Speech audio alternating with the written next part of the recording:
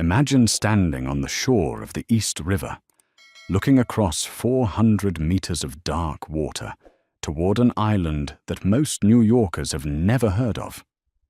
The wind carries sounds that shouldn't exist, the grinding of machinery, the echo of footsteps in empty corridors, the whisper of voices from buildings that have been abandoned for decades. This is North Brother Island, and for nearly half a century, it was where New York City sent the people it couldn't cure and couldn't forget. By the early 1900s, the city had spent the equivalent of tens of millions of today's dollars building what looked like a small medical city on this isolated patch of land. Dozens of brick pavilions, connected by covered walkways, designed with the latest theories of therapeutic ventilation. But something went wrong with the blueprint. What was built to protect the public became a machine for processing human suffering. The island operated under a simple rule. Ferries ran one direction. Patients arrived by the hundreds, their names replaced with medical codes, their personal belongings stored in numbered lockers that corresponded to diagnosis charts rather than human identities. The morgue was operational before the last patient ward opened its doors. Today, we're opening the files that the city tried to bury. We're following the paper trail of decisions made in 11-minute meetings that created a system lasting 50 years. We're examining the architectural blueprints that transformed isolation into policy, and policy into something much darker.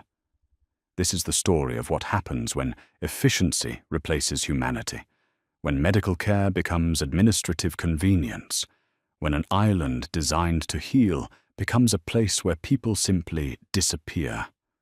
The records are scattered, the buildings are ruins, but the truth is still there, written in foundation stones, recorded in budget ledgers, preserved in the silence that surrounds a place the city has spent a century trying to forget. Join me as we cross that dark water and walk through corridors where the wind still carries echoes of voices that were never meant to be heard again. In the East River, between the Bronx and Manhattan, there sits an island that most New Yorkers have never heard of. It appears only at certain angles, when the fog lifts just enough, when the tide runs low enough to reveal its crumbling silhouette against the morning sky. Less than 400 meters from the nearest shore, close enough to see the details of decay through a telephoto lens, distant enough that the city has spent more than a century pretending it doesn't exist. This is North Brother Island, and you're not supposed to see it. The currents here move faster than anywhere else along Manhattan's shoreline. Engineers in the 1880s called it naturally defended. They meant the water was too dangerous for casual approach, too treacherous for escape. What they didn't say, what they didn't need to say, was that isolation could be engineered as efficiently as any other municipal service. All you needed was the right geography, the right legal framework, and the right kind of forgetting. The island sits so close to the Bronx that on still nights, residents once claimed they could hear sounds drifting across the water. Bells at odd hours, the mechanical grinding of equipment that never seemed to stop, voices that carried further than voices should, as if the wind itself was designed to amplify certain kinds of suffering. But legally, officially, North Brother Island was classified as remote, as distant, as beyond the normal reach of public oversight. The paperwork filed in City Hall described it as an isolated location suitable for specialized municipal functions. Translation: close enough to be useful, far enough to be invisible. If geography is destiny, then North Brother Island's destiny was always to become a place where the city could send the problems it couldn't solve and the people it couldn't cure. The question isn't why they built what they built there. The question is why it took so long for anyone to ask if they should. Before the hospitals came, before the wards and the morgues and the incinerators, North Brother Island had already learned the weight of human remains. Ships foundered on these rocks during storms, their cargo washing ashore to rot in the summer heat. The island served as an informal burial ground for bodies that couldn't be identified, couldn't be claimed, couldn't be processed through the normal channels of urban death. Early maps from the 1870s don't even give the island a proper name. They label it simply as Number 2, a cartographic afterthought, a piece of municipal inventory, distinguished only by its sequence in a larger system of forgotten places. Number 2 suggests there was a Number 1 and a Number 3, but the records that might explain this municipal mathematics have long since crumbled into the same archival dust that swallowed so much of what happened here. Soil surveys conducted decades later, after the hospitals closed and the island returned to silence, revealed something that should have been obvious to anyone who bothered to look closely. Beneath the foundations of the medical complex, archaeologists found layers of ash, burn pits, evidence of fires that had consumed organic matter on an industrial scale, long before any official crematorium was built. The ash layers tell a story that predates the story everyone thinks they know. Before North Brother Island became a place where the city sent its sick, it was a place where the city burned its inconvenient dead.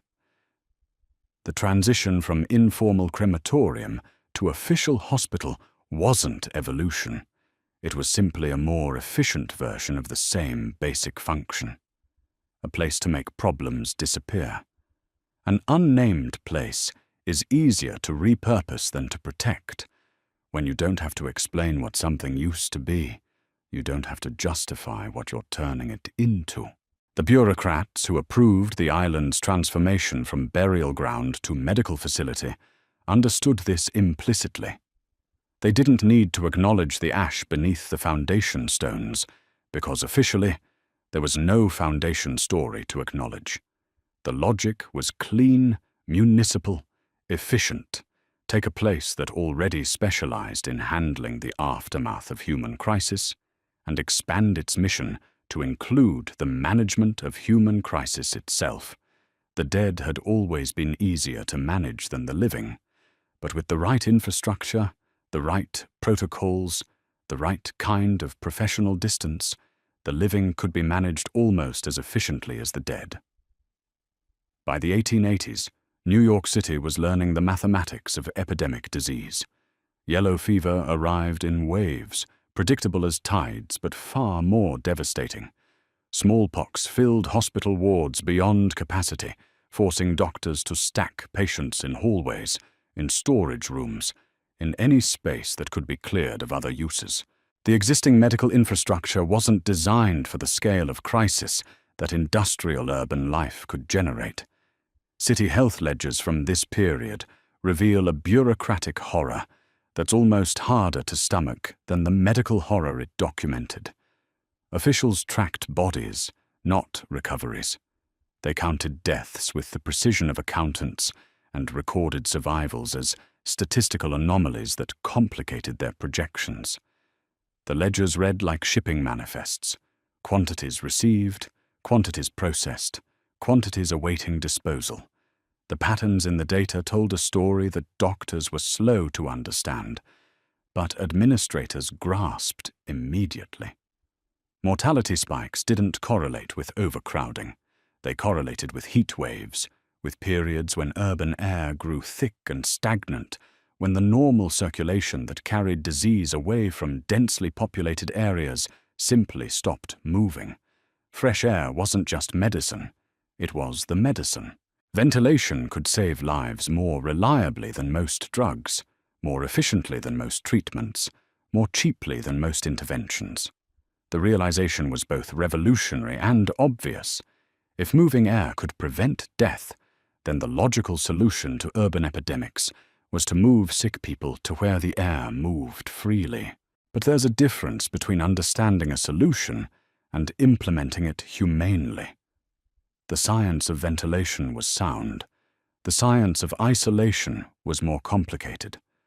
Moving people away from stagnant air meant moving them away from everything else that made them human: their families, their communities, their capacity to advocate for themselves or bear witness to their own treatment. Fresh air could save lives. But at what distance? And who would be close enough to monitor the cost? The vote was scheduled for a Tuesday in March. 12 city councilmen present, a simple majority required. 47 minutes allocated for discussion of the proposed Riverside Hospital project. The transcript runs to less than 3 pages. Most of the conversation concerned construction costs and ferry schedules.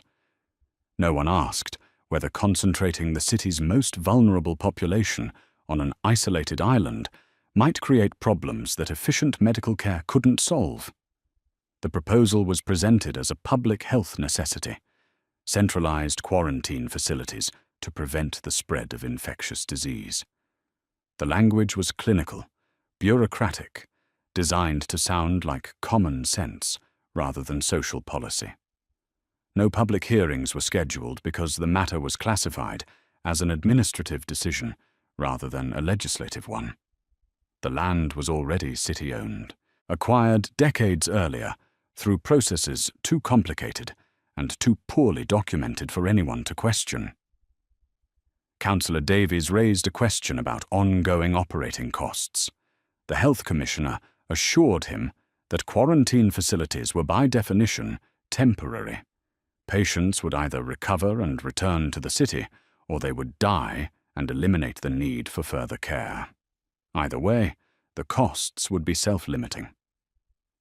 Councillor Davies withdrew his objection. Councillor Murphy asked whether the island's isolation might complicate the provision of medical supplies and qualified personnel. The Health Commissioner explained that isolation was precisely the point, that bringing outside personnel into contact with infectious patients posed unacceptable risks to public health. The island's distance from the mainland would ensure that proper quarantine protocols were followed, whether hospital staff found them convenient or not. The vote passed in 11 minutes and 37 seconds. Speed, as everyone understood, was a feature rather than a bug. The longer public officials spent discussing the management of infectious disease, the more opportunities arose for public panic, for political complications, for the kind of democratic input that could slow or compromise purely technical solutions to purely medical problems. Better to make the necessary decisions quickly, cleanly, with the kind of professional efficiency that inspired public confidence rather than public scrutiny. But speed has a cost, and efficiency has a cost, and the costs of decisions made quickly and cleanly by professionals in closed rooms tend to be paid by people who weren't in those rooms, who didn't get to participate in the decision-making, who learned about the consequences only after implementation was too far advanced to reverse. The math was beautiful in its simplicity: 11 minutes and 37 seconds to create a system that would operate for nearly half a century. 11 minutes to establish the legal framework for removing inconvenient people to a convenient distance. 37 seconds to authorize forgetting as an official municipal function.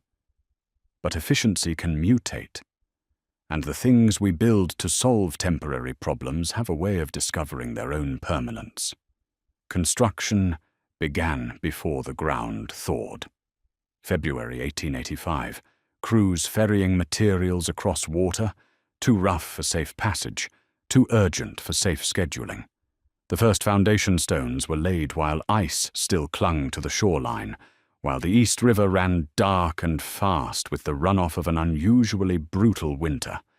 The architectural firm of McKim, Mead and White had designed the hospital complex according to the latest theories of therapeutic ventilation. Pavilion-style construction with individual ward buildings spaced to channel river wind through covered walkways. Each pavilion isolated by design, no shared air systems, no connected corridors where disease could spread from one population to another through the simple act of breathing. The walls were built thicker than city building codes required. 18-inch masonry construction, designed to hold winter heat without compromising summer airflow. The extra thickness added 50% to material costs. But the health commissioner had convinced the budget committee that substantial construction was ultimately more economical than ongoing heating bills. 18 inches of brick and mortar also meant 18 inches of sound insulation. Conversations that might carry clearly across hospital wards in Manhattan would be absorbed, muffled, contained within the pavilion where they originated. Privacy wasn't the goal, quarantine was.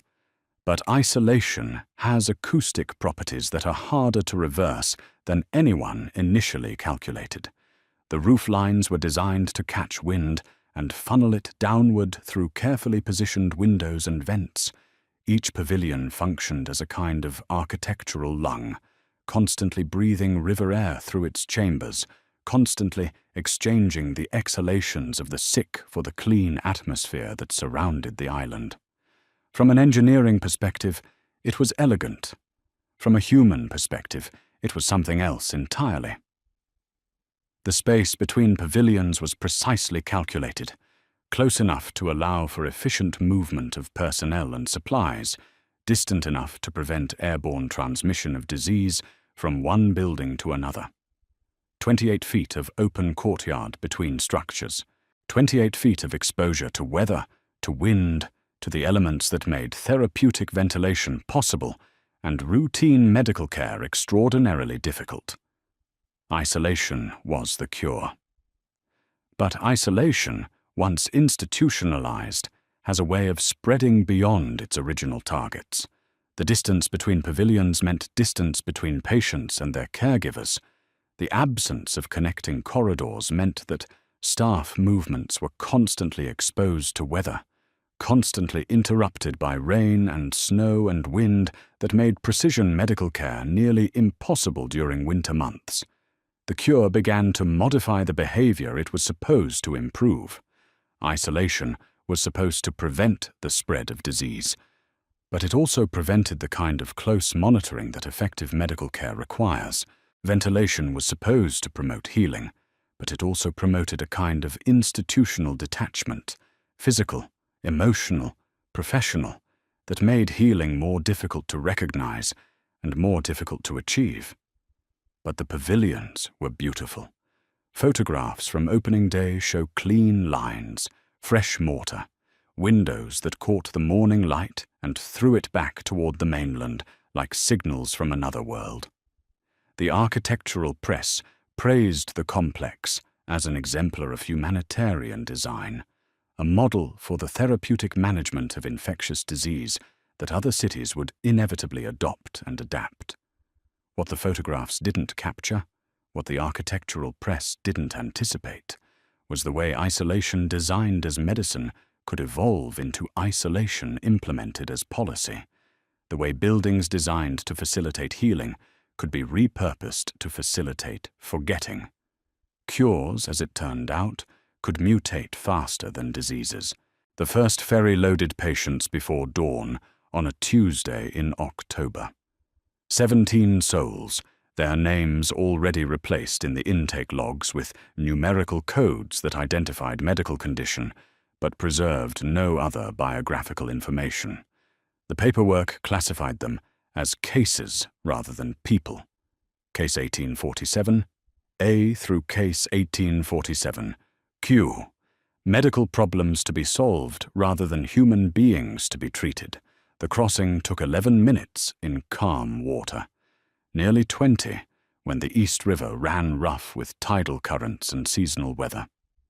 Long enough for patients to understand that they were traveling away from everything familiar, not long enough to absorb the full implications of that distance. The ferry's passenger manifest listed weight and medical status, but no return schedule. Departure was certain. Return was conditional on factors that patients couldn't control and often couldn't understand. The intake process was designed for efficiency rather than comfort. Patients were processed through a reception pavilion where their personal effects were catalogued, disinfected, and stored in numbered lockers that corresponded to their medical files rather than their names. Clothing was replaced with hospital gowns. Personal items were replaced with institutional equivalents. Individual identity was replaced with diagnostic categories that determined housing assignments, meal schedules, and the frequency of medical observation. The morgue was operational 6 weeks before the last patient pavilion opened its doors. This wasn't morbid planning.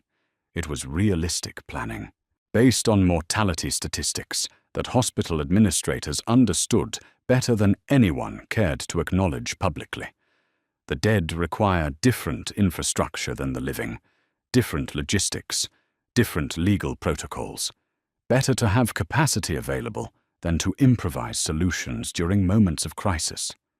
But there's something unsettling about institutional logic that anticipates death more carefully than it anticipates recovery. The morgue was equipped with modern cooling equipment, efficient drainage systems, and easy access to the island's crematorium. The patient wards were equipped with adequate heat, minimal privacy, and windows that opened only 6 inches to prevent unauthorized departures. The ferry schedule was established to minimize public visibility. Departures from Manhattan occurred before sunrise, when river traffic was lightest and public attention was focused elsewhere. Returns to the mainland carried supplies, staff, and official visitors. But no patients.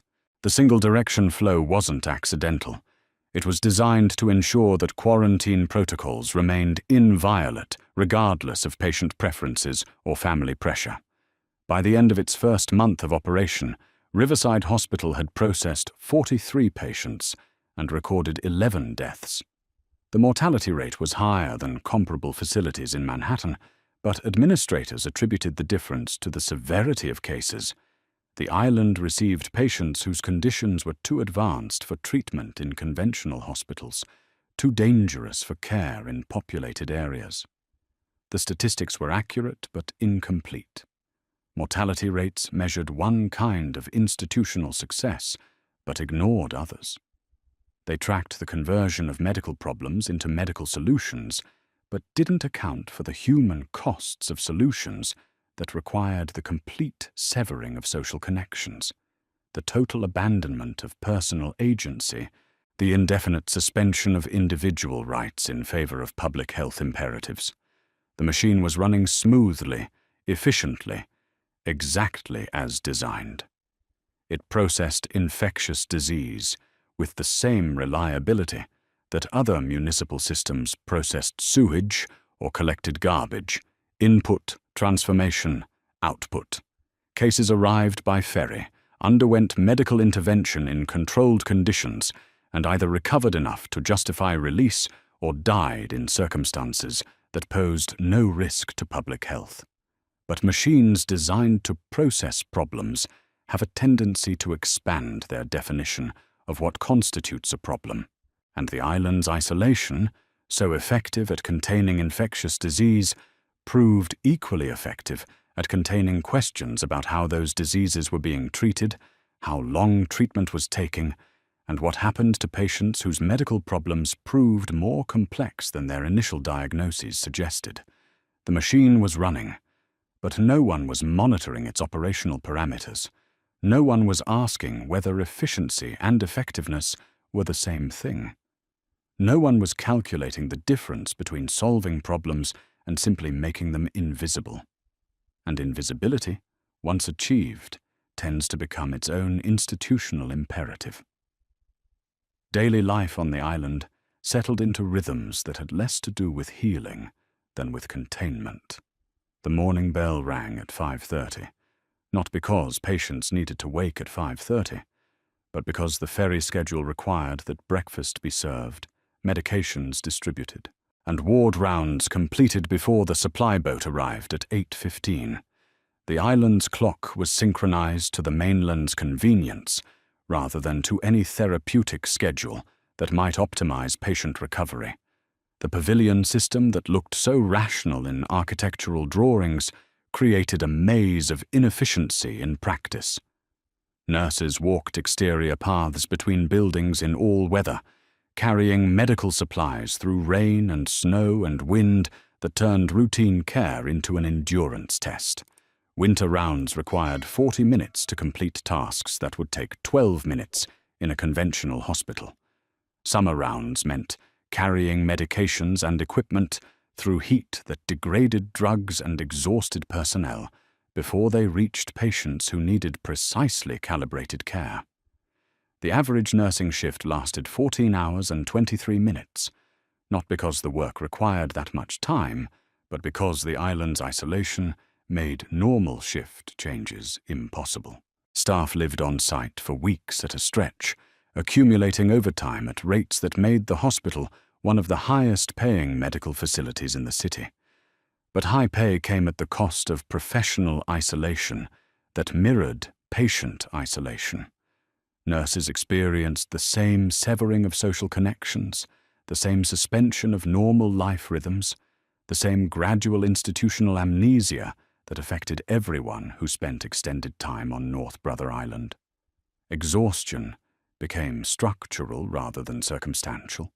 The hospital operated with staffing levels that would have been adequate for normal institutional care, but proved insufficient for care that required constant movement between separated buildings, constant exposure to weather, constant management of logistics that conventional hospitals handled through simple architectural proximity. But exhaustion served institutional purposes, even when it undermined medical purposes. Tired personnel asked fewer questions about protocols that seemed inefficient or inhumane. Overworked administrators made decisions based on operational necessity rather than therapeutic principle. Extended isolation from mainland medical communities meant that island practices evolved independently of professional standards that might have provided external oversight or accountability. The island developed its own medical culture, its own standards of normal, its own definitions of acceptable care. What mattered was maintaining quarantine, not optimizing treatment. What mattered was preventing escape, not promoting recovery. What mattered was operational efficiency, not human dignity. Exhaustion wasn't a bug in the system. It was a feature. Patients at Riverside Hospital weren't technically prisoners. The distinction was important to administrators who needed to maintain the legal fiction that medical quarantine was fundamentally different from criminal detention. Patients could request release at any time. They could write letters to family members, communicate with attorneys, appeal their confinement through proper bureaucratic channels. But the ferry ran one direction. Requests for release had to be submitted to medical personnel who had no authority to grant release, then forwarded to health officials on the mainland who had no obligation to respond within any specified time frame. Letters to family members were subject to medical review that could delay delivery indefinitely if doctors determined that outside communication might compromise patient health or public safety. The windows in patient wards opened outward, but only 6 inches, enough to provide the therapeutic ventilation that justified the island's existence, not enough to provide the kind of access to the outside world that might encourage unauthorized departures. The window mechanism was designed to prevent tampering. Patients could not adjust the opening beyond the predetermined 6 inches without tools that were not available within the ward environment. Escape attempts dropped to 0 after the first winter. Not because patients accepted their confinement, but because they learned the mathematics of survival in water that stayed below 40 degrees from November through March. The East River's current moved faster around North Brother Island than anywhere else along Manhattan's shoreline. Strong swimmers might survive the crossing in summer weather, but only if they could navigate tidal flows that had claimed experienced sailors in well-equipped boats. Cold became a more effective security system than guards, more reliable than locks, more economical than surveillance. The island's isolation was enforced by natural forces that required no ongoing municipal investment, no personnel costs, no maintenance contracts. Winter rendered escape impossible. Summer made it merely improbable. The distinction between medical care and criminal detention disappeared into the gap between what the law required and what the geography allowed. Patients retained their legal rights, but lost their practical ability to exercise those rights. They remained free to request release while becoming functionally unable to obtain release. They maintained their theoretical liberty while experiencing complete practical captivity. But the legal fiction served important bureaucratic purposes. Medical quarantine justified extended detention without trial, without criminal charges, without the kinds of procedural protections that criminal detention would have required. Patients could be held indefinitely based on medical assessments that were immune from legal review, subject only to the professional judgment of physicians who had every institutional incentive to err on the side of continued confinement. The island's isolation protected the mainland from infectious disease, but it also protected hospital administrators from external oversight. What happened during treatment was invisible to everyone except the people providing and receiving that treatment. And those people, patients and staff alike, were trapped within the same system of institutional amnesia that made accountability nearly impossible to achieve and completely impossible to enforce. Cold wasn't just weather. It was policy implemented through natural forces that cost nothing and required no justification beyond the simple assertion that medical quarantine demanded complete separation from normal social life. The acoustic design of the Riverside Hospital complex was an accident that became a feature. The architects had intended to create individual pavilions that would contain disease, but they had unintentionally created structures that amplified sound in unexpected ways. Conversations carried clearly across courtyards that were supposed to provide sound barriers.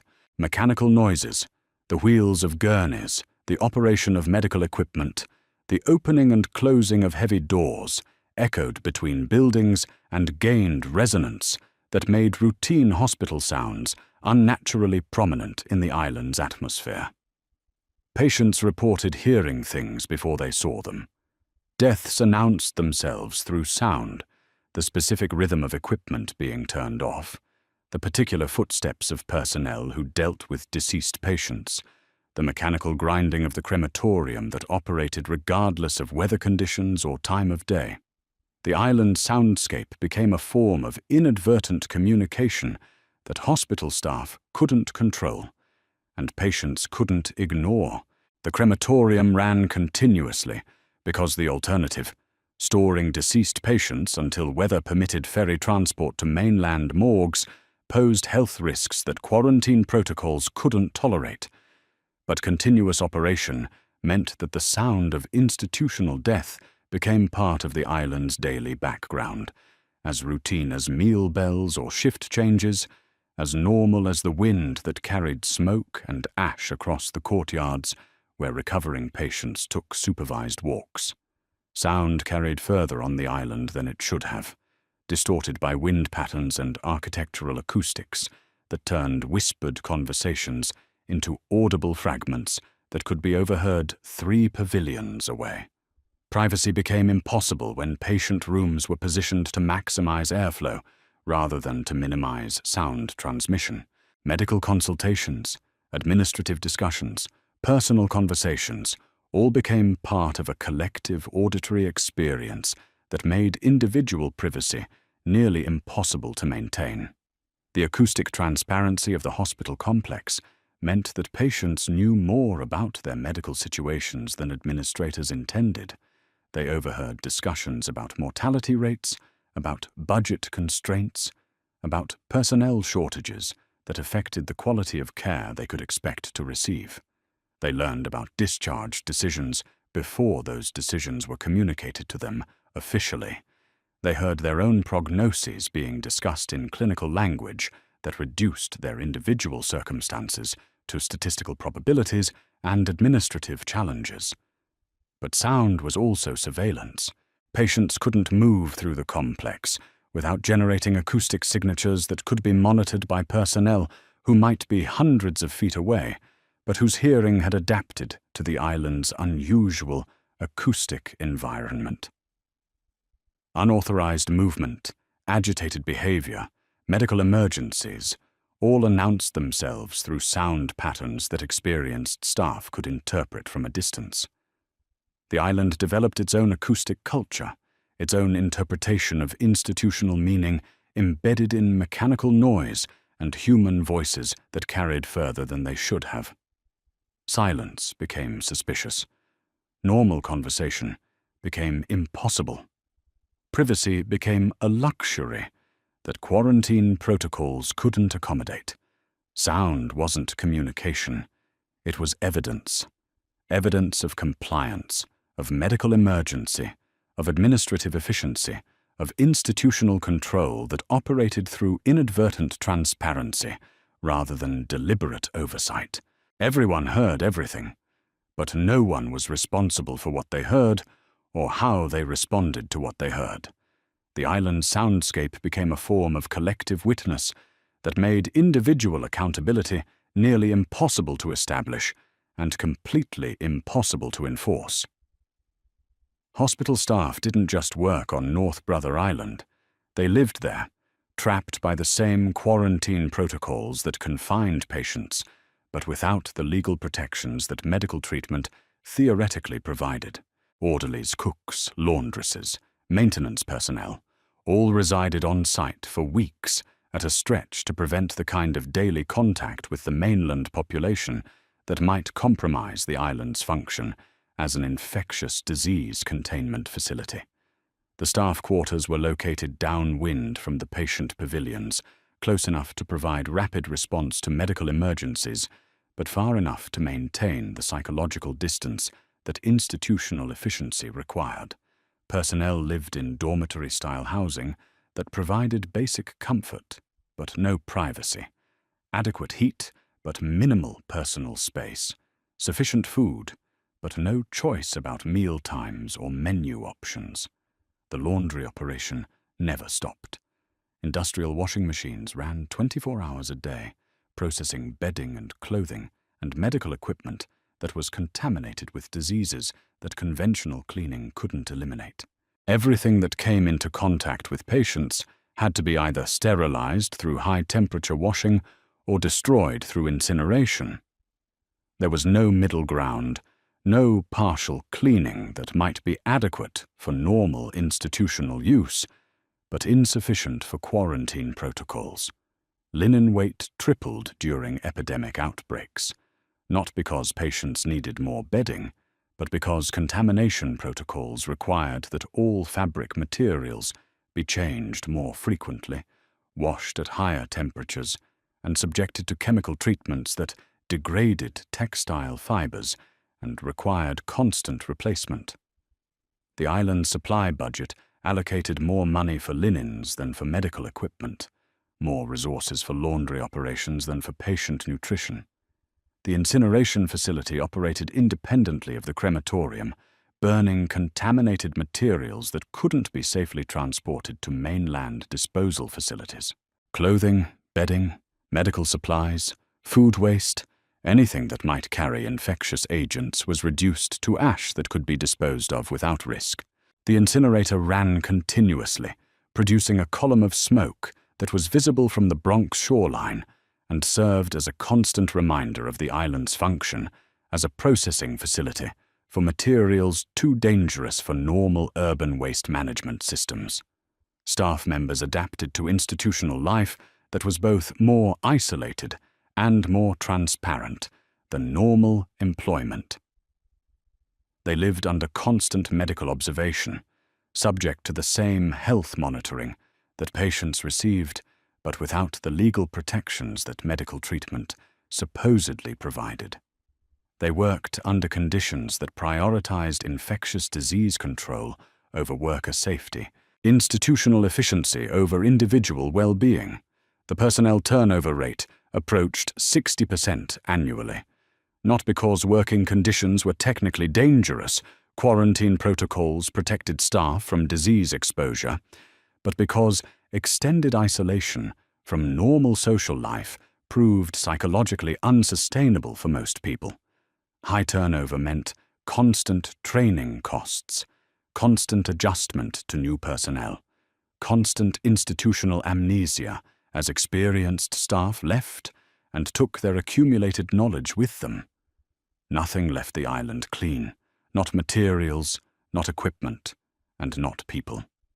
Even staff members who completed their assignments and returned to mainland employment carried with them an institutional experience that was difficult to integrate with normal professional life.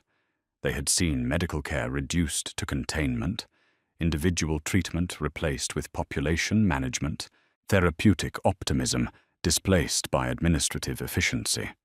The island's isolation contaminated everything it touched, including the people who were supposed to maintain professional distance from its institutional logic. Nothing emerged unaffected. Nothing left without carrying traces of the place that specialized in making problems disappear. The case that would eventually define North Brother Island's legacy began with a woman who showed no symptoms of disease, but carried infectious agents in her body. Mary Mallon was an asymptomatic cook whose employment history could be traced through a series of typhoid outbreaks that followed her from household to household, from restaurant to private kitchen, from job to job across Manhattan's domestic economy. She felt perfectly healthy. She appeared perfectly healthy. Medical tests confirmed that she carried typhoid bacteria in her system, but she experienced none of the fever, none of the digestive complications, none of the physical symptoms that characterized active typhoid infection. From her perspective, she was being confined for a disease she didn't have, treated for symptoms she didn't experience, punished for a medical condition that caused her no personal suffering. From the perspective of public health officials, she represented a perfect threat, infectious without being incapacitated, dangerous without being symptomatic, capable of spreading disease while remaining personally unaffected by the consequences of that spread. She could work in food service indefinitely, unknowingly contaminating meal after meal, infection after infection, death after death, all while maintaining complete ignorance of the medical consequences of her employment. The legal framework for her confinement was clear. She posed a documented threat to public health that could be managed only through complete isolation from the population she might infect. The medical framework was more complicated. Standard treatments for typhoid infection were ineffective against asymptomatic carriers. There was no cure for her condition, no treatment that could eliminate the bacteria she carried, no intervention that could transform her from a public health threat into a person who could safely return to normal employment. But there was also no legal framework for indefinite detention of people who committed no crime, violated no law, engaged in no behavior that was inherently criminal or antisocial. Mary Mallon's situation exposed the gap between public health law and individual rights, between collective safety and personal liberty, between medical authority and democratic accountability. The initial plan was to confine her until medical science could develop treatments that would eliminate her carrier status. But medical science moved slowly, and public health emergencies required immediate responses. Months became years. Years threatened to become decades.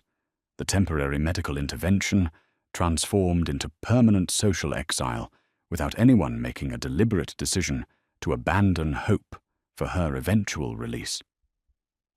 Doctors argued among themselves about the ethics of indefinite confinement, the prospects for medical intervention, the balance between individual rights and collective safety. But their arguments took place in medical journals and professional conferences, while Mary Mallon remained on North Brother Island, subject to institutional routines that assumed her confinement was temporary, while implementing policies that made her release practically impossible. She became a case study in medical ethics, a legal precedent for public health law, a symbol of the conflict between individual liberty and collective security. But she remained, fundamentally, a person trapped within a system that could justify her detention more easily than it could imagine her freedom. The question wasn't whether her confinement was legal, it was whether legality was sufficient justification for policies that transformed individual people into administrative problems to be managed rather than human beings to be treated. Science justified her continued detention. But science couldn't explain why detention was the only solution anyone seemed able to imagine. By 1910, quarantine had evolved from medical intervention into administrative routine. Patients arrived at North Brother Island not because they needed specialized treatment available only in isolated facilities, but because their medical conditions had been classified as threats that required management through separation rather than cure through treatment. The distinction between therapy and containment had collapsed into a single institutional process that served public health policy while abandoning therapeutic medicine. Children born on the island were logged in medical records as inherited risk cases, their birth certificates listing North Brother Island rather than New York City as their place of birth.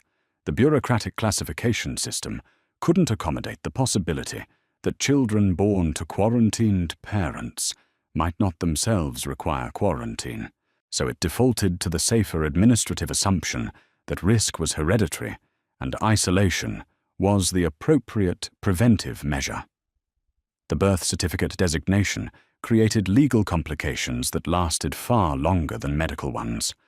Children whose official birthplace was listed as a quarantine facility faced employment discrimination, insurance complications, and social stigma that followed them through adult life long after any medical justification for their initial classification had disappeared. The administrative system's inability to distinguish between medical risk and bureaucratic category transformed temporary medical status into permanent social identity. Discharge decisions were made not by medical personnel who treated patients, but by administrative personnel who managed public health policy. Doctors could recommend release, but they couldn't authorize it. Patients could demonstrate recovery, but they couldn't demand it. Families could request reunification, but they couldn't compel it. All final decisions rested with health department bureaucrats who had never visited the island, never met the patients, never observed the conditions that their policies created and maintained. The decision-making process was designed to prevent errors that might compromise public safety, but it was equally effective at preventing corrections that might remedy administrative injustice. Better to keep someone confined unnecessarily than to release someone prematurely. Better to err on the side of excessive caution than to risk public health consequences that could generate political criticism. But administrative caution had human costs that didn't appear in public health statistics. Extended confinement damaged mental health in ways that had nothing to do with infectious disease. Social isolation created psychological problems that were more difficult to treat than the medical problems that had justified initial quarantine. Institutional life generated its own forms of pathology that were harder to cure than the diseases that had brought patients to the island in the first place. The system no longer distinguished between medical threat and bureaucratic inconvenience. People who posed no ongoing health risk remained confined because their release required administrative effort that health department personnel were unwilling or unable to expend. Medical quarantine became a form of bureaucratic storage for cases that were too complicated to resolve and too insignificant to prioritize. Containment had become an end in itself rather than a means to therapeutic ends. The island operated as efficiently as ever, but efficiency had become divorced from any purpose that patients or their families would recognize as medical care. The system worked perfectly, for everyone except the people it was designed to help. The crisis began not with a single catastrophic failure, but with the gradual convergence of problems that had been accumulating for years. A tuberculosis outbreak in Manhattan filled the island beyond its intended capacity, just as budget cuts reduced staff positions by 30%. Emergency cots were installed in corridors that had been designed for air circulation, not patient housing. The therapeutic ventilation system that justified the hospital's existence became a liability when overcrowding blocked airflow and created the kind of stagnant conditions that promoted exactly the kind of disease transmission the island was supposed to prevent. Temporary measures became permanent accommodations. Patients slept in hallways for weeks, then months, then seasons. Medical equipment was relocated to storage areas to make room for additional beds. Treatment rooms were converted to dormitories. The architectural logic that had made isolation therapeutic was systematically dismantled to accommodate population pressures that overwhelmed the island's capacity to function as anything other than a warehouse for inconvenient people. The patient-to-staff ratio climbed from 8:1 to 23:1. Nurses worked 18-hour shifts, not by choice, but by mathematical necessity. There simply weren't enough qualified personnel to provide adequate medical supervision for the number of people confined on the island. Medical rounds that had once taken 40 minutes were compressed into 12-minute efficiency exercises that prioritized symptom monitoring over therapeutic intervention. Ventilation efficiency dropped as the number of bodies in each pavilion increased beyond the building's design parameters. The fresh air that was supposed to prevent disease transmission became contaminated with the exhalations of too many sick people confined in spaces calculated for half their number. The island's primary therapeutic tool, moving air, became a vector for the very problems it was designed to solve. But overcrowding served bureaucratic purposes even when it undermined medical ones. Higher patient capacity meant lower per capita operating costs, better statistical efficiency, improved budget performance according to metrics that measured institutional success without reference to therapeutic outcomes. The island was more cost-effective when it was less medically effective, more administratively successful when it was less therapeutically functional. The crisis wasn't an accident. It was the predictable result of policies that prioritized financial efficiency over medical effectiveness, bureaucratic convenience over therapeutic outcomes, institutional performance over human welfare. When containment became more important than treatment, overcrowding was a solution rather than a problem.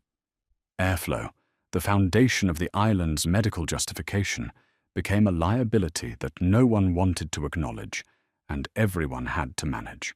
The budget crisis of 1912 reduced North Brother Island's operational funding by 47%, while patient population increased by 39%. The mathematics were simple. Provide the same level of medical care to more people using significantly fewer resources. The solution was equally simple. Redefine medical care to mean something that could be provided efficiently rather than effectively. Maintenance was deferred indefinitely. Roofs that leaked during winter storms were patched with temporary materials that failed before the next storm season. Heating systems that broke down during cold weather were repaired with salvaged parts that reduced efficiency and reliability. Plumbing that failed under the stress of overcrowding was replaced with emergency solutions that created new problems faster than they solved old ones. The administration building's roof collapsed during a February storm, destroying patient records that dated to the hospital's opening. The collapse was classified as a weather-related accident rather than a maintenance failure, which meant that repair costs could be deferred to the next fiscal year rather than funded through emergency appropriations that would have required legislative approval. But the loss of historical records served administrative purposes that transcended budget considerations. Patients whose files were destroyed in the collapse couldn't document the length of their confinement, couldn't prove that their quarantine had exceeded medical necessity, couldn't demonstrate that their continued detention violated health department policies. The absence of documentation became a form of institutional immunity that protected the hospital from accountability for decisions that couldn't be justified if they were subject to external review. Repair estimates for the island's accumulated infrastructure problems exceeded the hospital's total annual operating budget by a factor of 3. The choice was between continuing to operate inadequate facilities or acknowledging that the island's physical plant had deteriorated beyond the point where safe medical care was possible. The health department chose to continue operations while reclassifying safety problems as acceptable risks that were preferable to the public health consequences of closing the facility. But decay wasn't just a budget problem, it was a policy problem. When institutional infrastructure was allowed to fail, the failure became part of the institution's normal operating environment. Patients adapted to leaking roofs, inadequate heat, plumbing that functioned intermittently. Staff adapted to working conditions that would have been unacceptable in mainland hospitals, but became routine on an island where external oversight was impossible and internal standards were determined by administrative convenience rather than professional obligation. The island's deterioration was gradual enough that no single incident required emergency intervention, systematic enough that the cumulative effect was the complete abandonment of therapeutic ambition in favor of basic containment.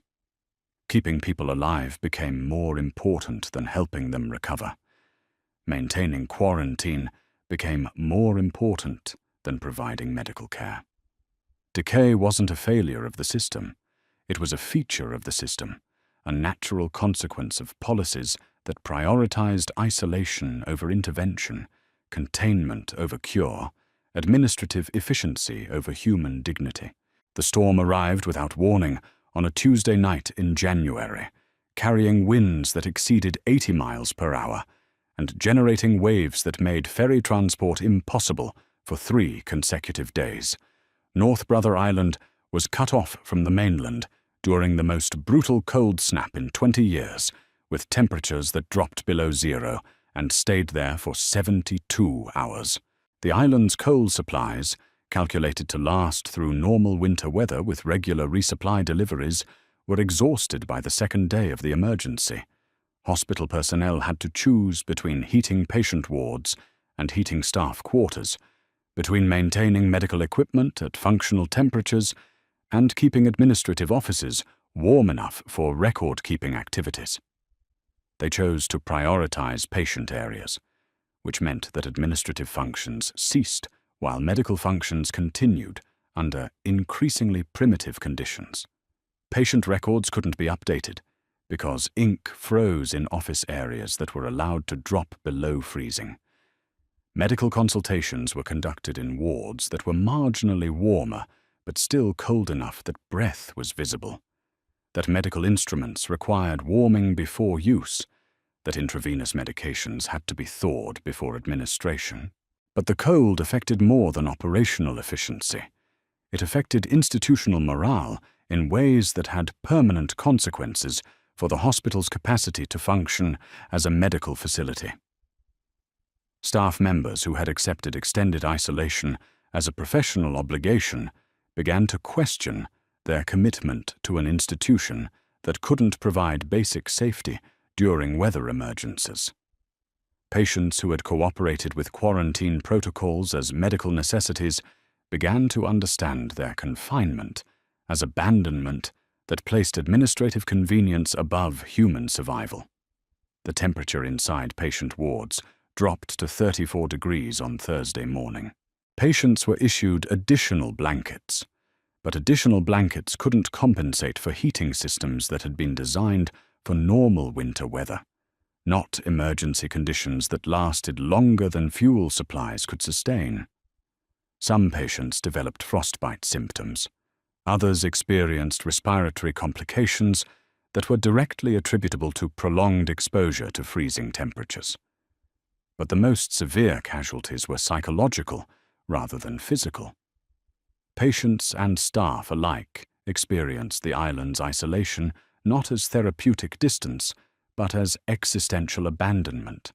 They understood viscerally what had previously been abstract, that their welfare was secondary to operational considerations that prioritized mainland convenience over island survival. When the storm ended and ferry service resumed, 17 patients and 4 staff members requested immediate transfer to mainland facilities. Their requests were denied on medical grounds. Quarantine protocols couldn't be suspended because of weather-related emergencies. But the requests themselves represented a form of institutional crisis that couldn't be resolved through policy adjustments. The island's isolation, so effective at containing infectious disease, had become a liability that threatened the basic safety of everyone confined there. But acknowledging that liability would have required acknowledging that geographical isolation was incompatible with adequate medical care, that therapeutic distance was indistinguishable from medical abandonment. Cold had always been the island's most effective security system. But during the storm, cold became something else, a reminder that efficiency and cruelty could be indistinguishable, that administrative solutions could become human problems, that systems designed to protect society could quietly abandon the people they claimed to serve. The decision to stop announcing deaths was never formally made, never officially documented, never explicitly acknowledged as a change in hospital policy. It began as a practical response to record-keeping challenges created by the collapse of the administration building, evolved into a bureaucratic convenience that simplified reporting requirements, and eventually became an institutional habit that served administrative purposes more effectively than it served medical ones.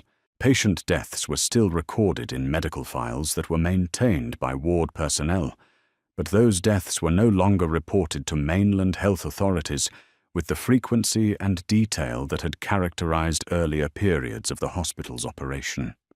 The quarterly mortality reports that had been submitted to the health department were replaced with annual summaries that aggregated statistics in ways that made individual cases invisible within larger numerical patterns. Bodies were stored temporarily in unused pavilions when the morgue exceeded capacity during winter months, when ground conditions made burial impossible and weather made crematorium operations dangerous for personnel. The temporary storage became permanent storage as administrative personnel discovered that delayed body disposal eliminated various bureaucratic complications associated with death certificates, family notifications, and coroner investigations that required resources the island couldn't spare. Death certificates listed causes as exposure complications, respiratory failure, cardiac arrest, medical terminology that was technically accurate but which obscured the institutional conditions that had contributed to patient deaths.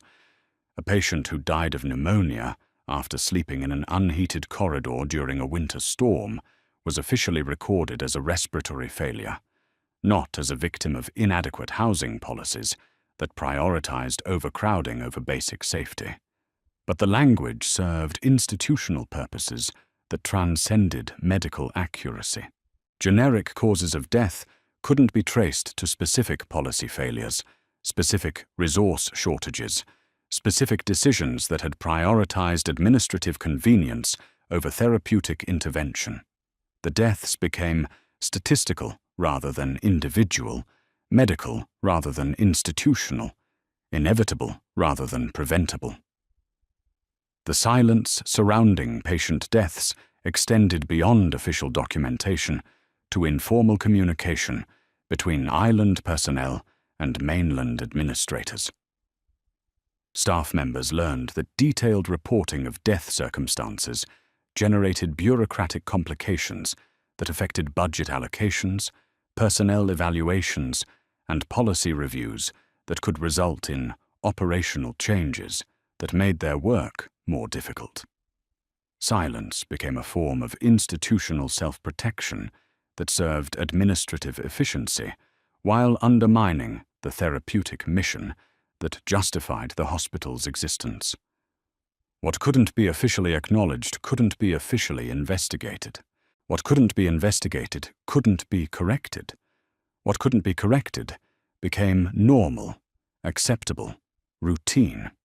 The island developed its own standards of acceptable mortality, its own definitions of unavoidable loss, its own protocols for managing death in ways that generated minimal bureaucratic disruption.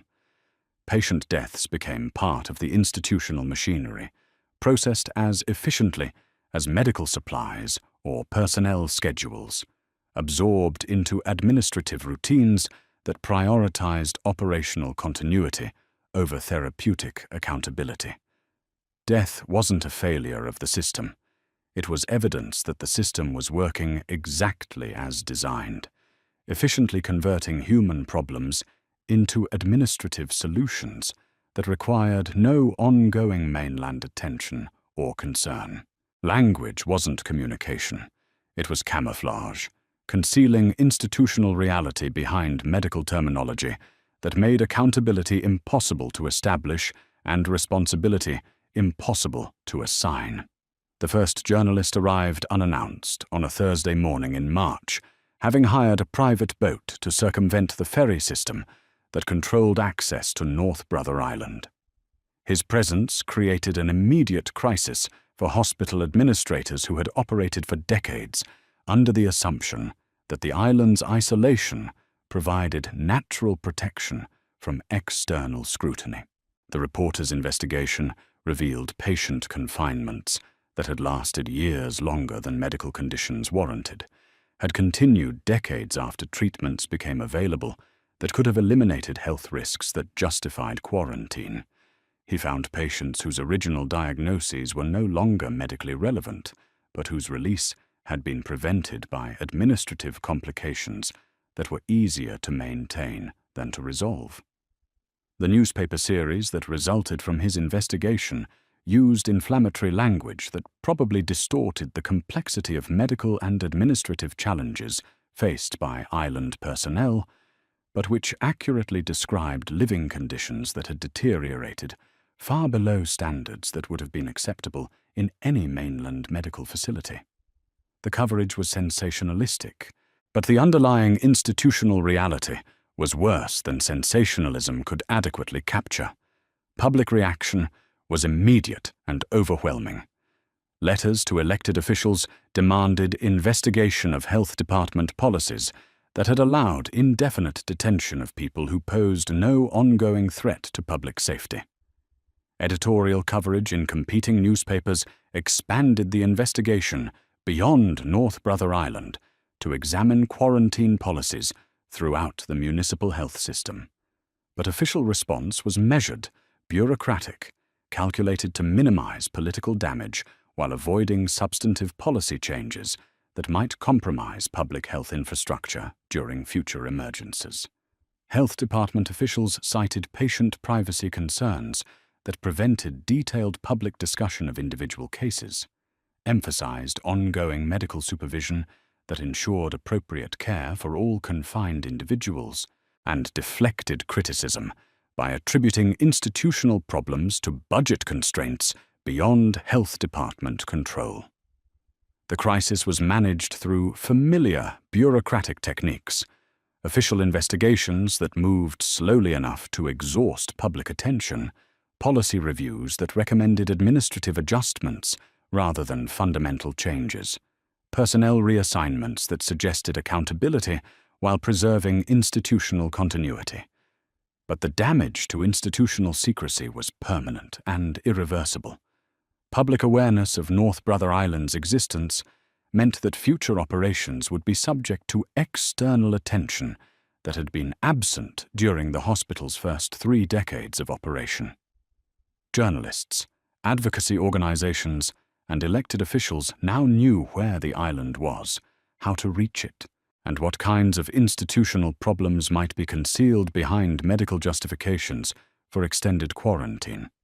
The island's isolation, so effective at containing infectious disease and administrative scandal, had been breached by public scrutiny that couldn't be quarantined, couldn't be contained, couldn't be managed through the same techniques that had made patient accountability impossible for so long. Secrecy had been the system's most important operational tool. Without secrecy, the system would have to operate according to standards that could survive external examination, justify policies that could withstand public scrutiny, maintain practices that could be explained to people who weren't trapped within the institutional logic that made those practices seem normal. The crack in institutional opacity was small, but it was sufficient to let in light that revealed things that were never supposed to be seen. The decision to close North Brother Island was announced on a Friday afternoon in October, scheduled for release after newspaper deadline times that would minimize immediate media coverage and public reaction. The health department's press statement emphasized improved mainland medical facilities that had eliminated the need for specialized quarantine infrastructure, budget efficiencies that could be achieved through facility consolidation, and ongoing commitment to public health protection through modernized policies that reflected advances in medical science. But there was no evacuation plan, no timeline for patient transfer, no detailed logistics for moving people who had been confined on the island for years or decades. The closure announcement assumed that administrative solutions could be implemented as efficiently as administrative decisions, that people could be relocated as easily as equipment or supplies, that institutional termination required nothing more than institutional decision-making.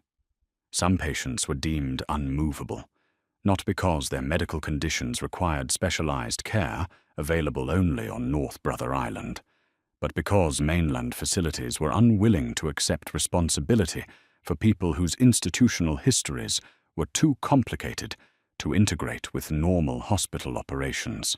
Patients whose confinements had lasted longer than their medical justifications were reclassified as permanent residents rather than temporary patients, institutional responsibilities rather than therapeutic opportunities. The designation of unmovable patients solved the administrative problem of closure while creating the human problem of abandonment. People who couldn't be transferred became people who wouldn't be transferred. Medical complications became bureaucratic conveniences. Therapeutic failures became administrative solutions. But closure also created opportunities for bureaucratic housekeeping that had been impossible while the hospital remained operational. Patient records that documented policy violations could be destroyed as outdated medical files rather than preserved as historical evidence. Institutional practices that couldn't survive external scrutiny could be discontinued as operational changes rather than acknowledged as corrective measures. The final patient transfers occurred over 6 weeks, timed to minimize disruption to mainland facilities that were reluctant to accept responsibility for people whose medical histories were complicated by decades of institutional care that bore little resemblance to therapeutic medicine. Patients were dispersed to different facilities to prevent concentration of institutional knowledge that might generate collective advocacy for accountability or compensation. But 13 patients remained on North Brother Island after the final official transfer, classified as medical cases too complex for conventional treatment, too dangerous for normal custody, too expensive for specialized care. They weren't abandoned. They were redesignated as permanent institutional residents whose ongoing confinement was justified by administrative necessity rather than medical intervention. Closure meant that North Brother Island was no longer officially operational, no longer receiving new patients, no longer functioning as an active quarantine facility. But closure didn't mean that everyone confined there was released, that institutional responsibilities were eliminated, that bureaucratic accountability was established. The island was closed, but it wasn't empty. The system was terminated, but it wasn't ended. The policy was changed, but the people affected by that policy remained trapped within institutional logic that survived the institutions themselves. Closure was administrative efficiency. What happened to the people who couldn't be transferred was something else entirely. The final ferry departed North Brother Island at 6:17 on an October evening in 1963, its engine coughing through water that reflected the last administrative lights to burn in buildings that had processed human suffering for nearly 8 decades. The boat carried 17 staff members, 4 boxes of medical equipment deemed worth salvaging, and official paperwork that classified the island's closure as a successful completion of public health objectives. Left behind were surgical tables bolted to floors that would never again support human bodies, sterilization equipment designed to operate indefinitely, and electrical systems that would continue drawing power from mainland generators until someone remembered to disconnect service that was no longer serving any official purpose. The power stayed on for exactly 13 days and 7 hours. Not because anyone planned it that way, but because bureaucratic efficiency moves slower than electrical utility schedules. The lights in empty wards continued their 24-hour cycles, illuminating corridors where no one walked, patient rooms where no one recovered, administrative offices where no one made decisions about confinements that no longer existed. Equipment that couldn't be safely transported was simply abandoned rather than decontaminated. X-ray machines, surgical instruments, laboratory equipment contaminated by decades of contact with infectious diseases, all of it remained in place, slowly gathering the dust of institutional abandonment. Removing contaminated materials would have required safety protocols that cost more than the equipment was worth, decontamination procedures that were more expensive than replacement. But abandonment served purposes that transcended cost considerations. Equipment left behind couldn't testify to the conditions under which it had been used. Surgical tables couldn't describe the operations they had witnessed. Laboratory equipment couldn't document the experiments it had facilitated. Medical instruments couldn't speak to the treatments they had enabled or the treatments they had been prevented from providing. The island's isolation, so effective at containing infectious disease and institutional scandal, became equally effective at containing evidence of what had happened during 8 decades of operation. What remained on North Brother Island stayed on North Brother Island, slowly decomposing into archaeological artifacts that would require forensic interpretation rather than administrative accountability. When the lights finally went out, they went out slowly. Individual circuits failed one by one as moisture infiltrated electrical systems that had been designed for maintenance, not abandonment. The administrative building went dark first, then the patient wards, then the morgue, then the crematorium. The island returned to darkness gradually, like a patient dying by degrees, each failing system marking another step in the transition from institutional life to institutional death. But darkness was more than the absence of light. It was the absence of witness. What happened in buildings that no one monitored, in spaces that no one observed, in ruins that no one maintained? The island's abandonment created a kind of temporal buffer zone where institutional history could decompose at its own pace, beyond the reach of investigation, beyond the scope of accountability, beyond the possibility of correction. The last lights to fail were the navigation beacons that warned boats away from the island's shoreline. When they finally went dark, North Brother Island achieved the perfect invisibility that its original planners had always intended. A place where problems could be sent to disappear, where inconvenient people could be processed out of existence, where bureaucratic solutions could operate without bureaucratic oversight. The lights went out slowly, but they went out completely. Winter was the island's first curator, its most efficient archivist, its most relentless destroyer. Snow accumulated on roofs that had been designed for routine maintenance, not for the weight of ice that formed when heating systems failed and drainage systems froze. The limestone mortar that held together walls designed to contain infectious disease proved less effective at containing the expanding force of water that froze in masonry joints and split foundation stones from the inside out. The first roof collapsed during a February storm in 1965, 18 months after official closure. The patient pavilion that had housed tuberculosis cases for 6 decades surrendered to the accumulated weight of snow that no one cleared, ice that no one melted, structural stress that no one monitored. The collapse was silent, witnessed only by the wind that immediately began redistributing the building's contents across courtyards where no one walked.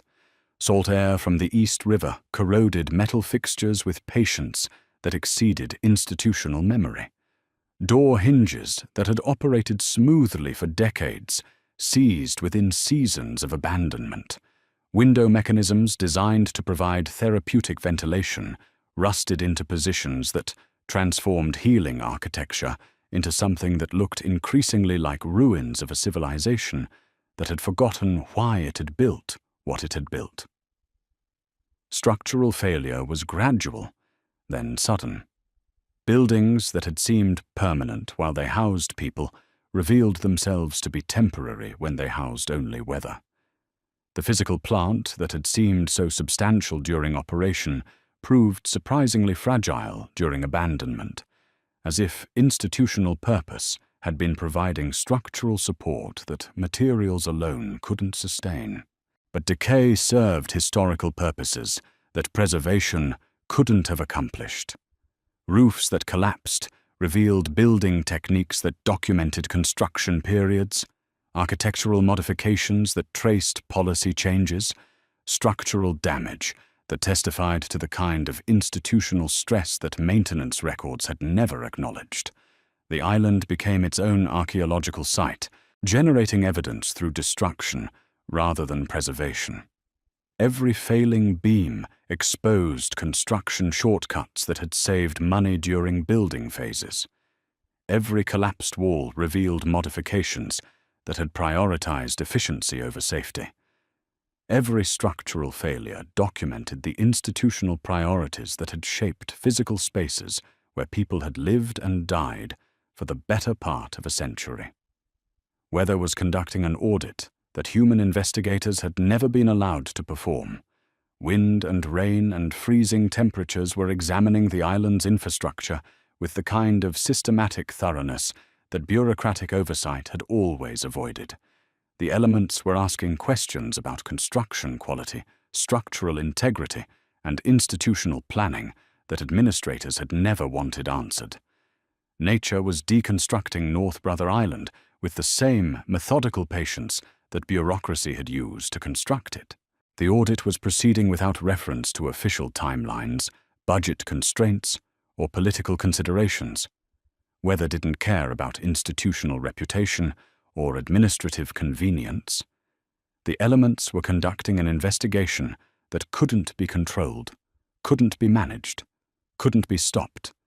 And the evidence they were uncovering was written in rust and collapse, in rot and ruin, in the gradual conversion of institutional architecture into geological sediment that would outlast bureaucratic memory.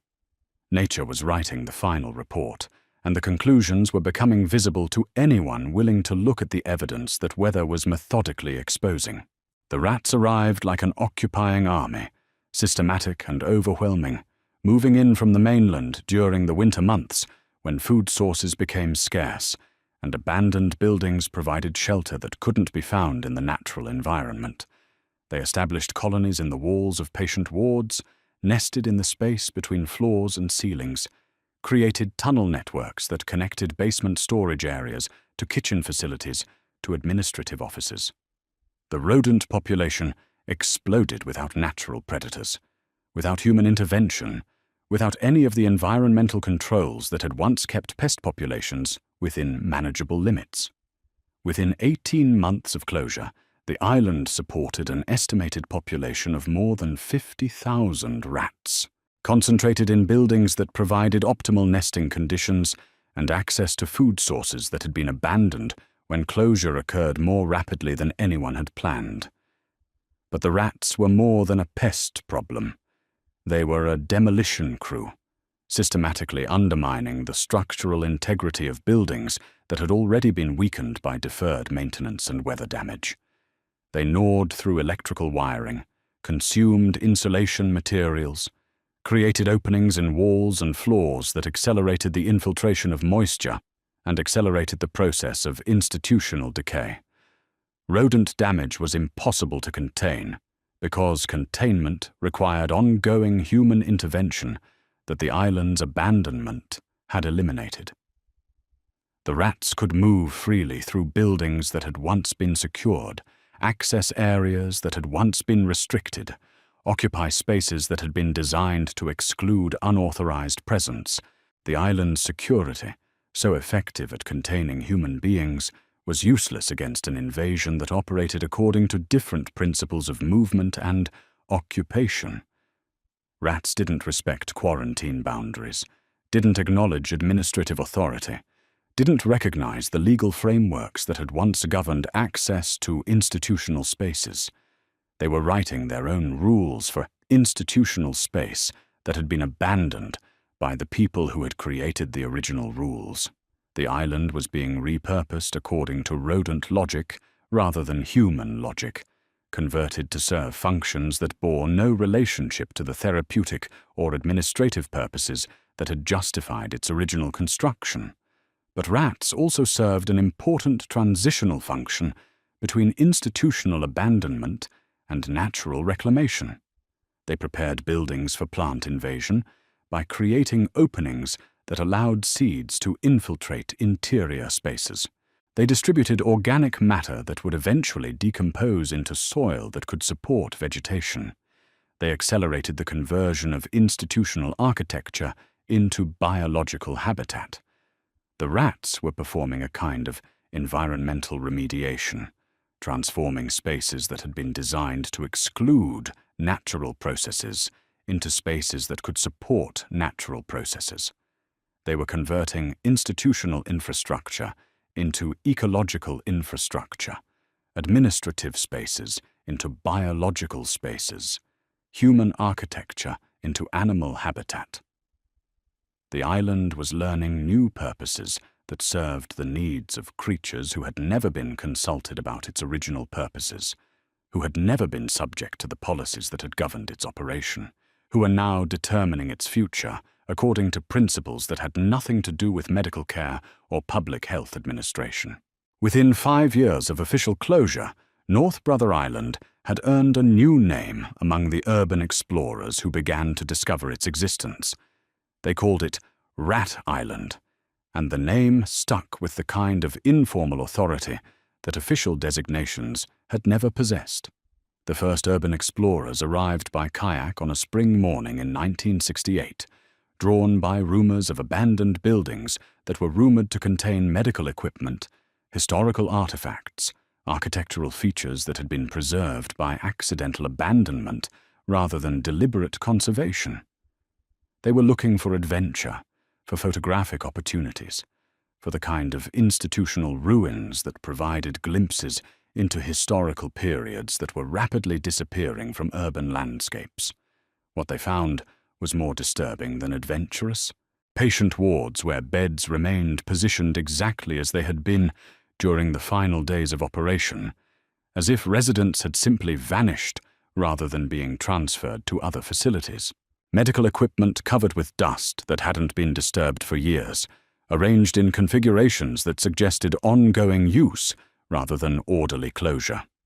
Administrative offices where paperwork remained, scattered across desks, filing cabinets stood open, calendars marked with appointments that would never be kept. The floors sagged under footsteps that were the first human weight they had supported since staff evacuation. Surgical theaters were slowly collapsing under the infiltration of moisture and vegetation, their sterile surfaces converted into gardens that grew in artificial environments that had been designed to exclude all natural processes. Graffiti appeared on walls that still displayed patient charts, institutional regulations, medical procedures that had governed the treatment of people who were no longer alive to verify or contest the accuracy of their documented care. Explorers tagged buildings with spray paint that obliterated historical information that would never be preserved in any other form. But the explorers also documented the island's decay with photographs that captured institutional details that would otherwise have been lost to natural decomposition. Their illegal documentation created accidental archives of architectural features, medical equipment, administrative artifacts that official closure had abandoned to weather and time and vandalism.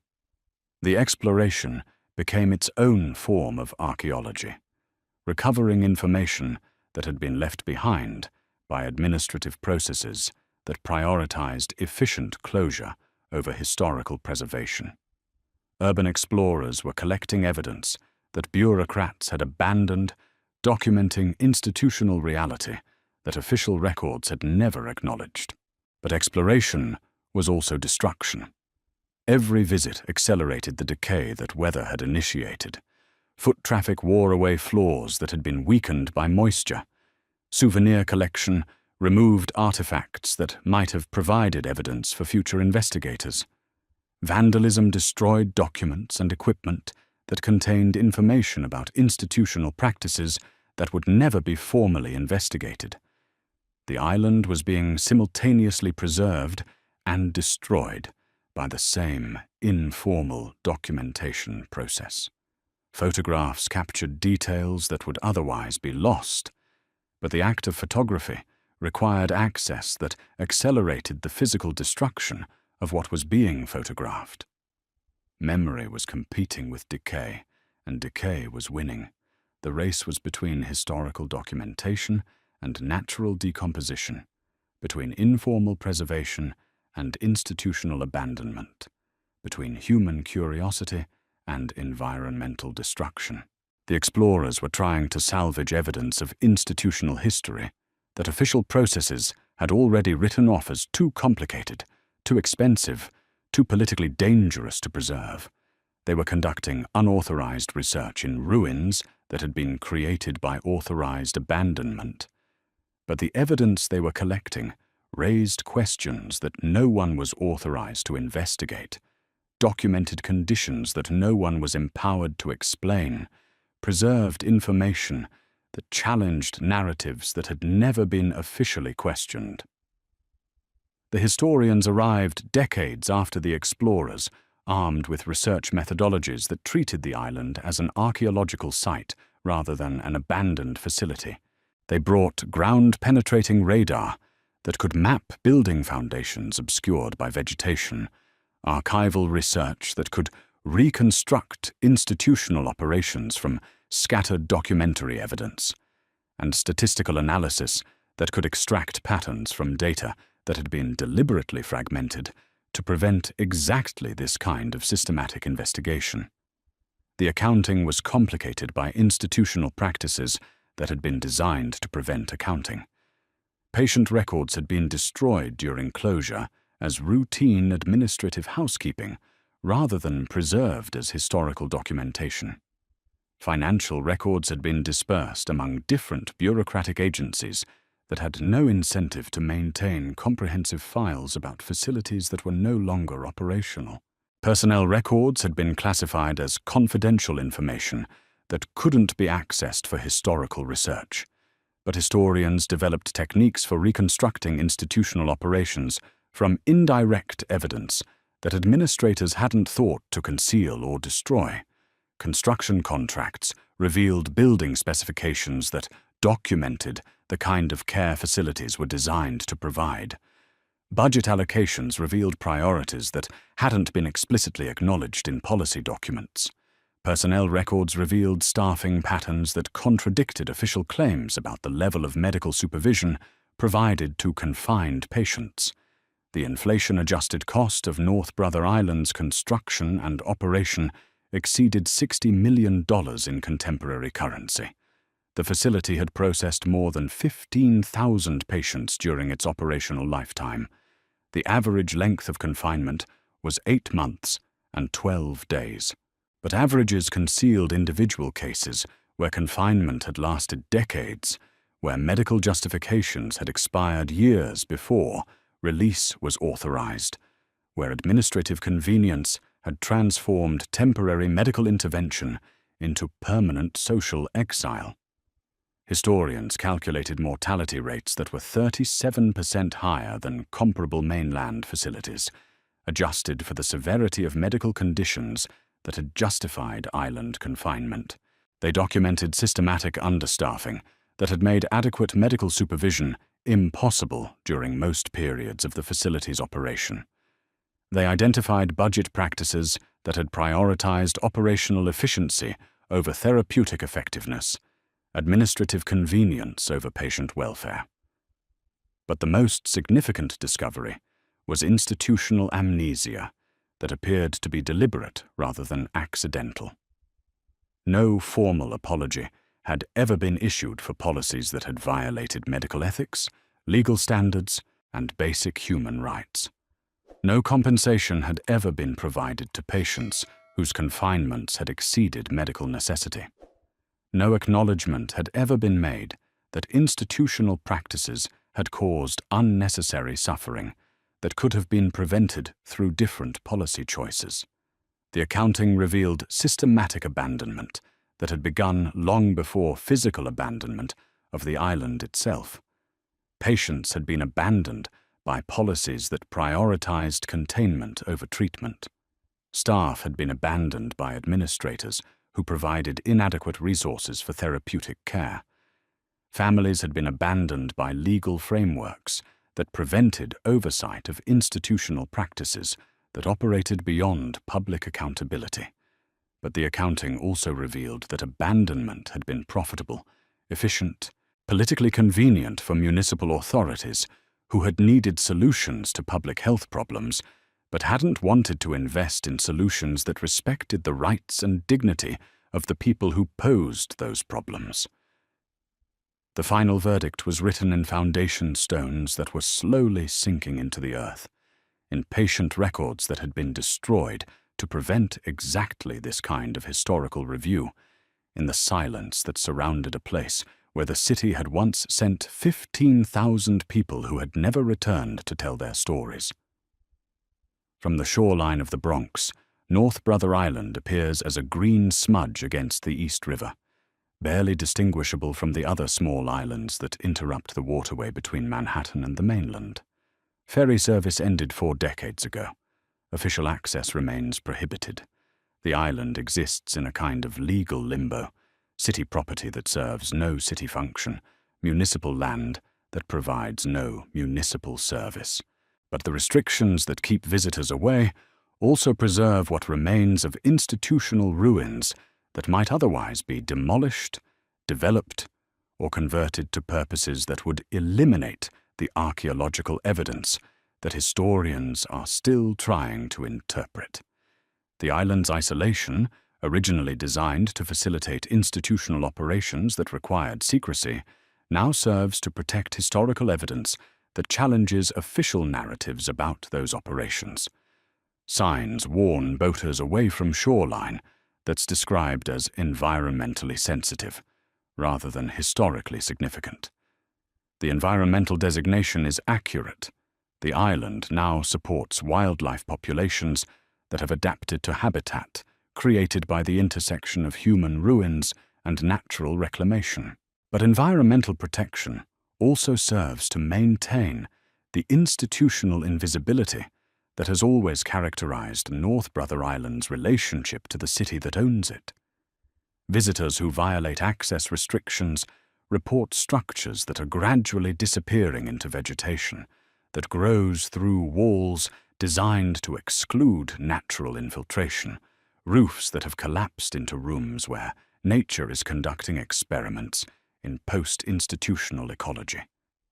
The island is becoming a laboratory for studying what happens when human systems are abandoned to natural systems that operate according to different principles of organization and efficiency. But the island's transformation isn't purely natural.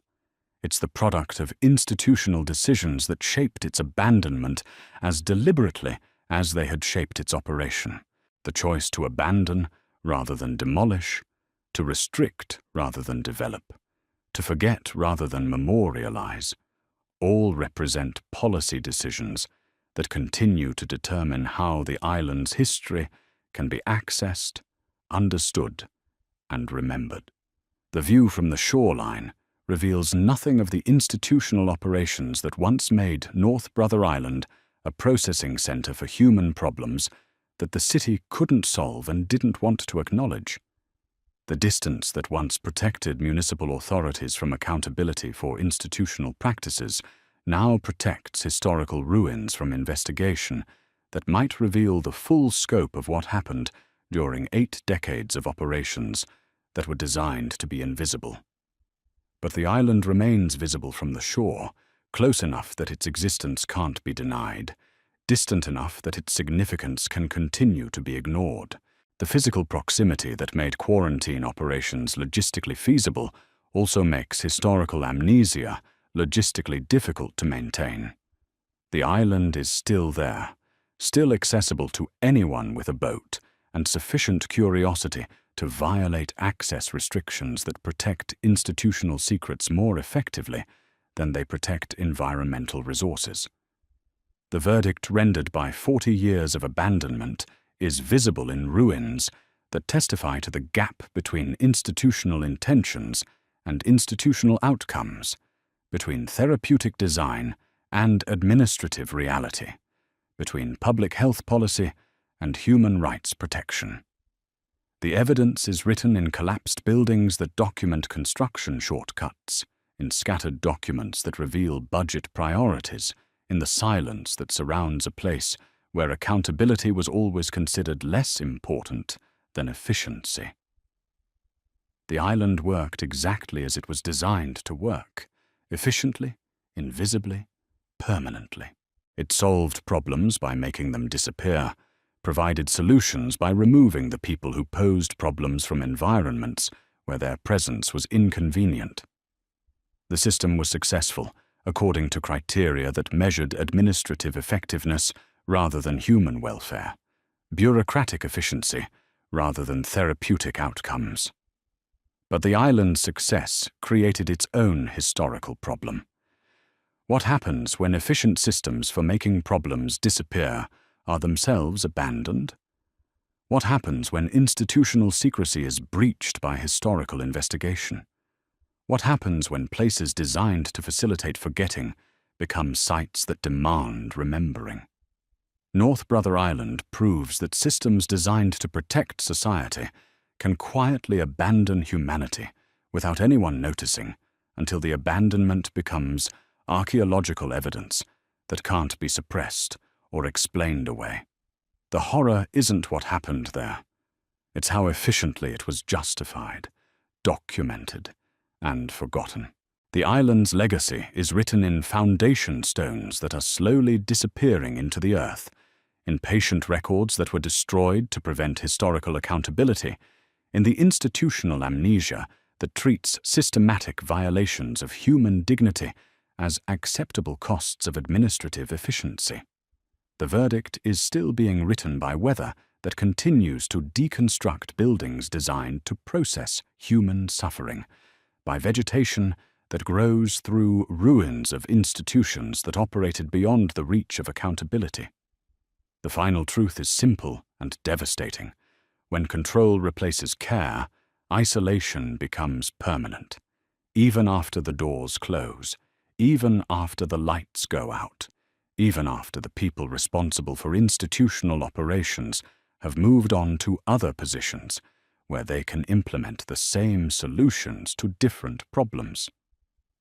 North Brother Island remains off limits, not because it's dangerous to visit, but because it's dangerous to remember. The island preserves evidence of what happens when municipal efficiency is pursued without reference to human cost, when public health protection is achieved through methods that abandon the people who need protection most. The view from the shoreline is deceptive. The island looks peaceful, natural, harmless from a distance that conceals the institutional ruins that testify to systematic abandonment of therapeutic responsibility, legal accountability, and basic human dignity. The distance that once protected institutional operations from oversight now protects society from confronting the implications of those operations. But the island is still there, still visible, still preserved by the same isolation that made institutional abandonment possible. The evidence remains accessible to anyone willing to cross water that separates convenient forgetting from inconvenient remembering, administrative efficiency from historical accountability, municipal solutions from human consequences.